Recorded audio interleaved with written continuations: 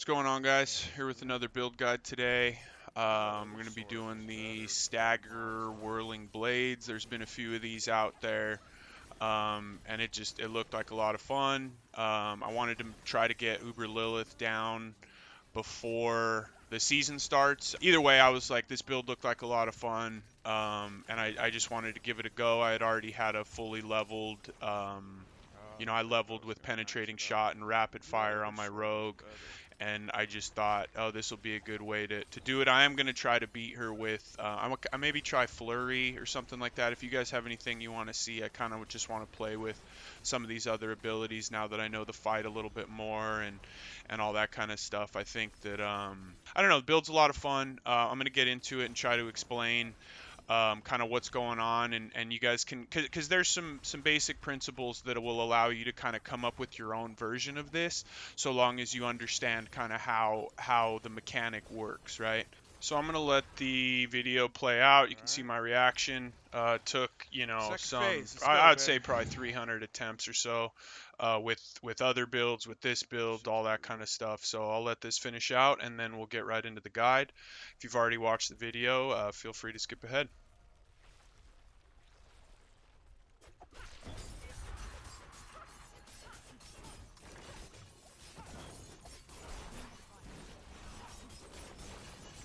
I have no poison.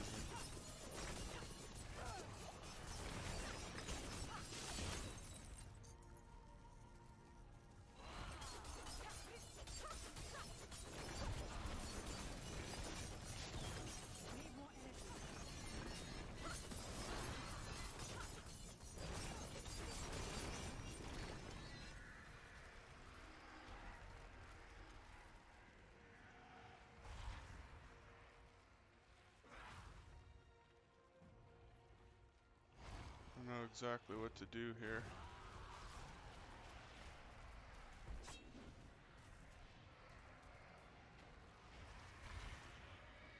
I don't know where the next part is. Fuck.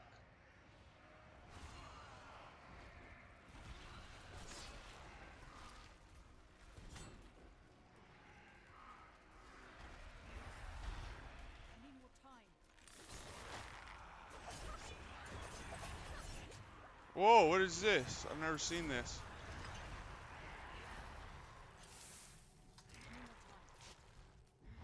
Did I beat it? Let's fucking go. Let's fucking go, dude. Fuck yeah. We'll get right into the build and start with the tree. And we're just kind of standard puncture, enhanced puncture, fundamental, just for the vulnerability there. We're taking 5 here. Normally you'll see 9 because a lot of times people's gloves have +4 to whatever your main ability is, whatever your core skill is. We use a unique, so we don't get that. We'll get to that eventually. We use a little bit of damage reduction and just a little bit of max life recovery on hitting on critical striking close enemies, just to help sustain a little bit. You may or may not need this.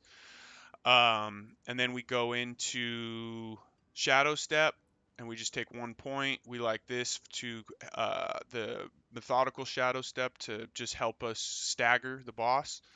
Take all 3 in Weapon Mastery. If you can get some extra points on your amulet here, that's massive. We take 1 point into Dash because we don't really need all this. Originally, I had 1 spec'd into Concealment, and the reason being is just for movement speed for the second phase when you have to avoid the red balls. But what I ended up doing instead was using a slightly lower DPS amulet with movement speed on it, which I also found, I can show you that now. See the movement speed. I have another amulet with +3 to all imbuement and +3 to weapon mastery, so it's an insane amount of damage. But the problem that I found was that I was phasing the boss faster than I would stagger them, right? So the damage was so much that I couldn't even stagger the boss because I would phase her before the stagger bar would fill. So that's the reasoning behind that. But this point is not necessary. That's up to you. You can put this somewhere else. You might find it better here, or maybe in the movement speed node. Um, but yeah, so that's basically that. And then this is the big one here. This is kind of what helped me understand the build a little bit more, and this will also help you understand why I chose the aspects I chose. But so this basically, you deal increased damage to chilled enemies, bonus to frozen, right? So you're there, she's not chilled and she's not frozen while you're fighting her. However, when she's staggered, she is considered, or any boss for that matter, when they're staggered, they are considered to be under all crowd control ailments, right? So they're stunned, they're dazed, they're chilled, they're frozen. So any sort of damage modifier that applies to those things will be then applied when she's down and in stagger. And as you can see, this is a 15 times multiplier and a 30 times multiplier, both of which stack. So you get a 45% times multiplier when she's staggered just from this node. I did bounce around a little bit because, again, like for instance, when I had a really strong amulet, I was able to move these into something else. But I found that having a slightly weaker amulet with movement speed and then using this was kind of the best combination. And then obviously we're taking Deadly Venom, that just for the poison damage. In Poison Imbuement, we take all 5. We get 1 from the amulet, and then we get 4 from the helmet. And then we're up here because we crit so much, we want that 75 times increased modifier. Down here, we're taking all the Lucky Hit because we are pretty heavily invested into Lucky Hit, and we need that to stagger. A little bit of crit strike chance because you're throwing down your trap so often, just for that extra damage and whatnot. And then we take an adrenaline rush, but mainly just to get to haste so we can get the movement speed.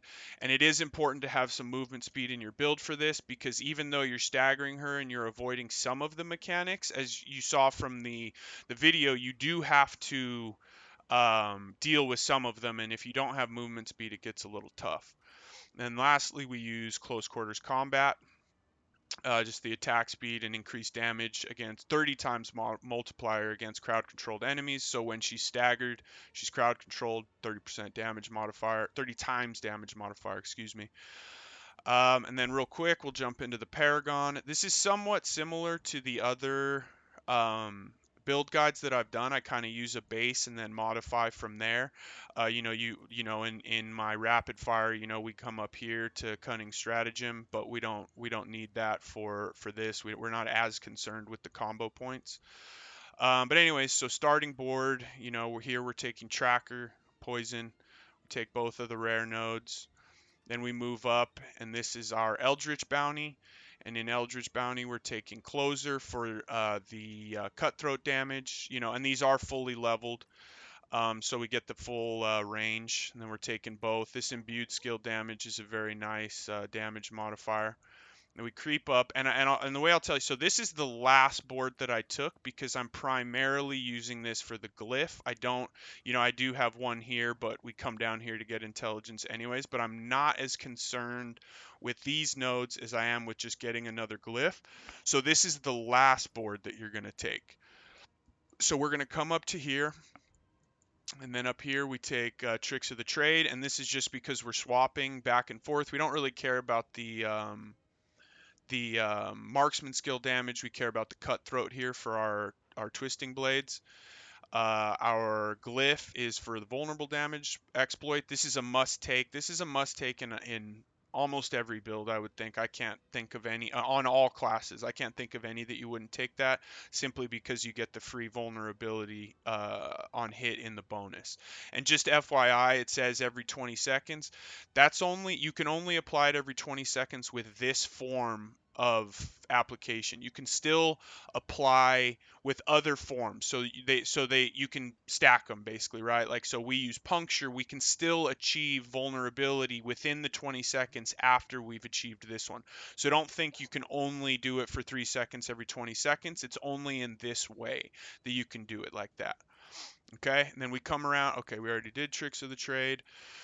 Next, we go into Exploit Weakness. I did play around and I pathed over to here. I just found that it wasn't as big of a damage modifier as either getting another glyph. So I basically took those back and then took another glyph. Um, But here we're using efficacy. Imbuement skill effects have 20% increase, 20 times increased potency, which is massive, and you'll see this stacks with some of our other gear. And then we just get some more, big vulnerable damage, which is a little harder to come by than some of the other damage forms. So we take some of these small nodes, and but this is a powerful node. I did try messing around with some of the other ones. We tried Canny for non-fizz, which was okay.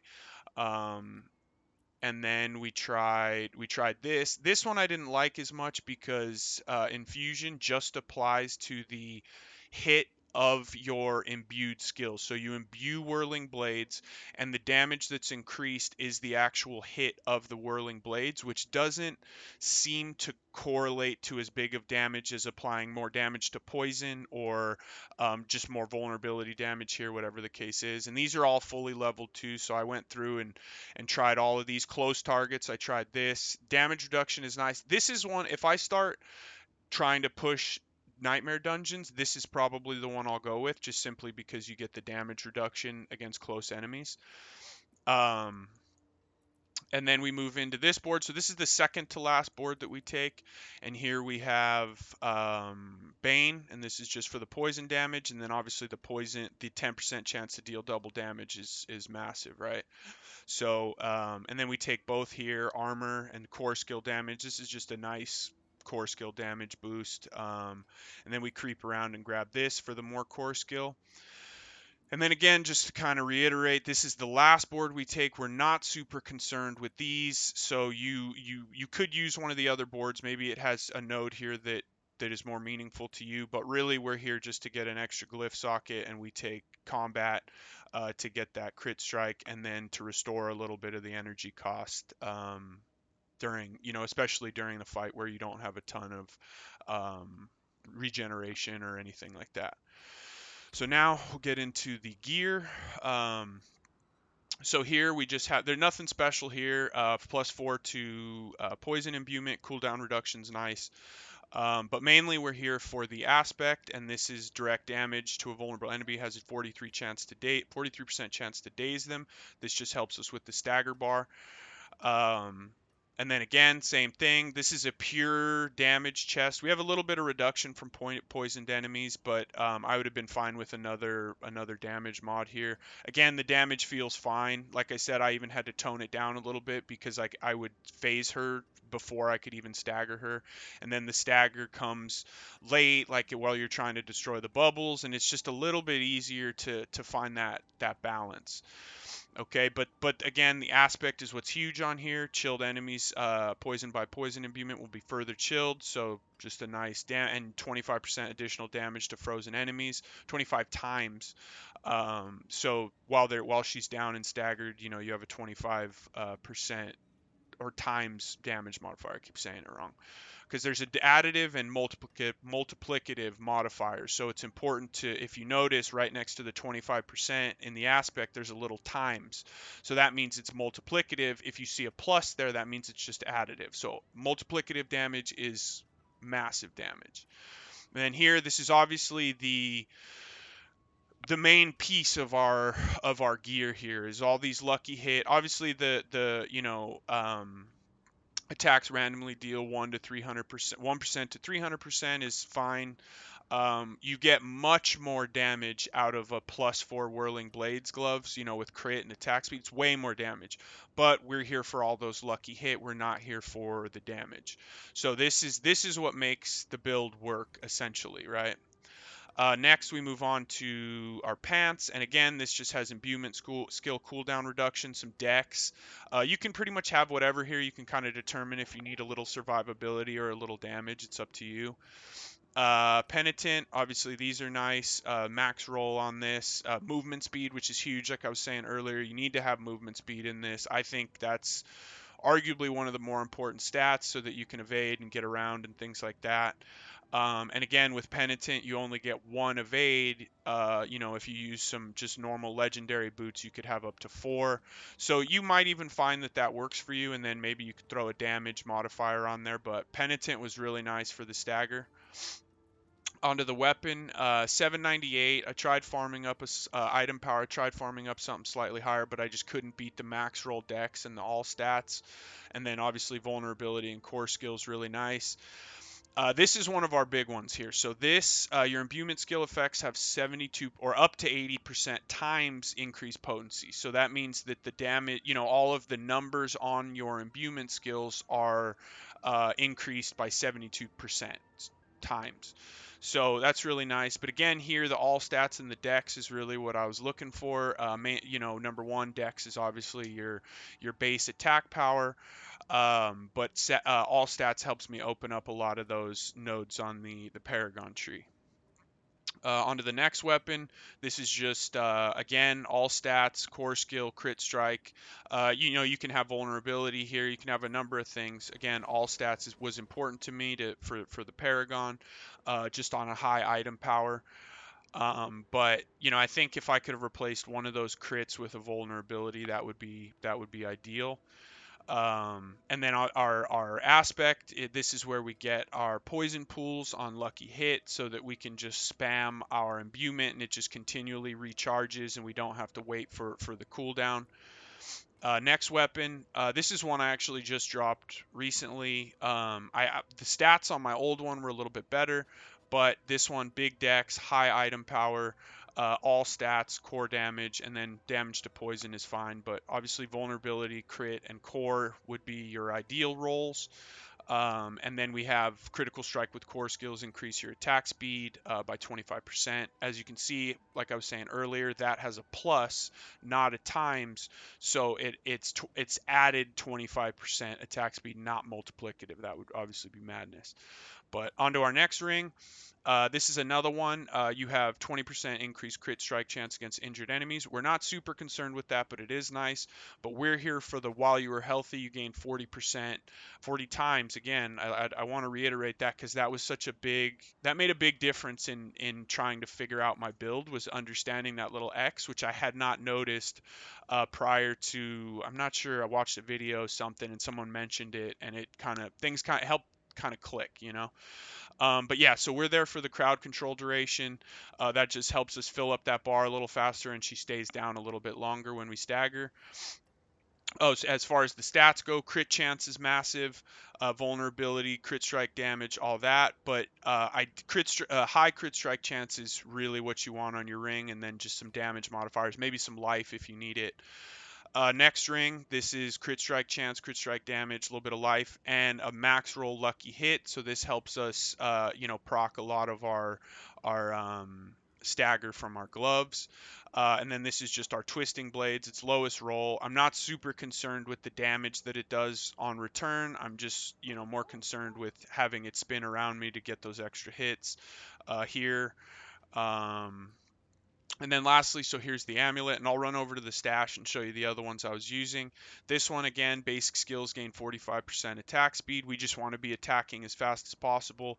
Some people use the unique dagger to help with that. So there are some options, but I personally found that legendary items with better rolls and a similar modifier is superior. I prefer it.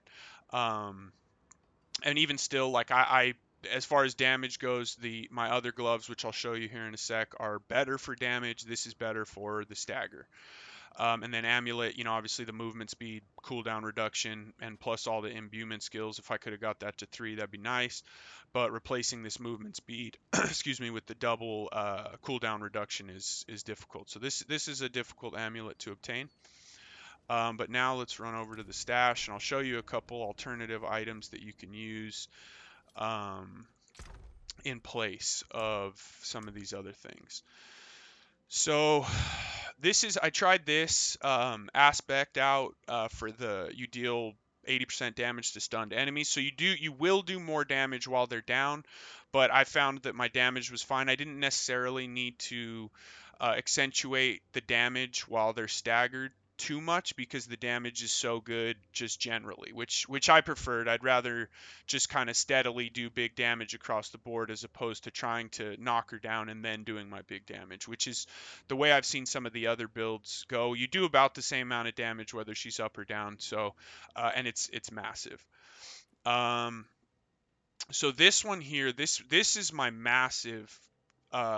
This the damage from this is insane. You know, you've got cooldown reduction, energy cost reduction, which is nice, but that +3 to all imbuement, which takes my poison to like a 12, I think, and weapon mastery to a 6. So this is bonkers damage. Like I said, it was a little too much, and I would do the damage faster than I could stagger her, so I just ended up doing the fight normally when I was using this amulet. But again, this I had this aspect crafted on because while I would use that, I was using Ashira's.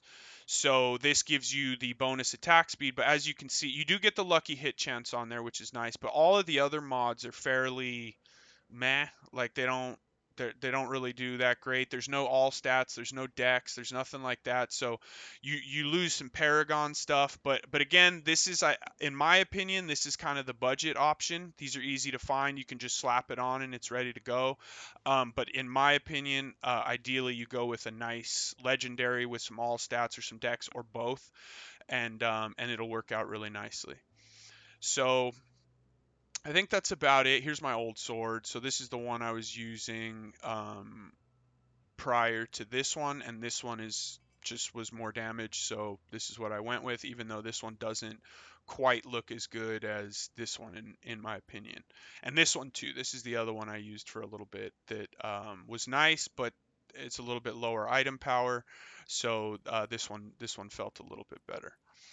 And so lastly, so here are my normal gloves if you're interested in just making kind of a normal build and fighting her and just having big DPS and not necessarily worrying about the stagger.